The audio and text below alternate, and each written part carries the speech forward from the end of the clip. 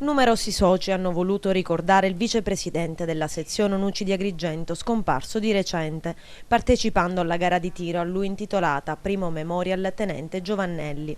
All'iniziativa, che si è svolta al tiro a segno nazionale di Caltanissetta domenica scorsa, era presente anche la vedova, la signora Giovanna Laimo.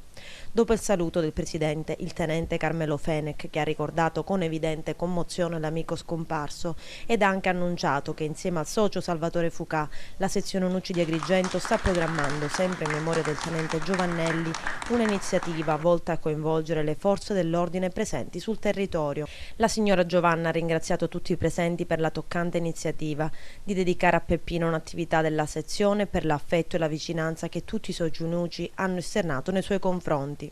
Questa è la classifica della gara. Per quanto riguarda la pistola, primo classificato l'amico Onucci Salvatore Rampello, secondo il tenente Comignano Giuseppe, terzo posto all'amico Onucci Salvatore Callea. Per quanto riguarda la competizione con carabine, il primo posto è andato all'amico Onucci Giuseppe Montana, il secondo posto è stato vinto dal primo capitano Gregorio Delfino, terzo posto al tenente Gerardo Malfitano. Ci siamo? Sì. Ora fai un po' di foto. Chiudi con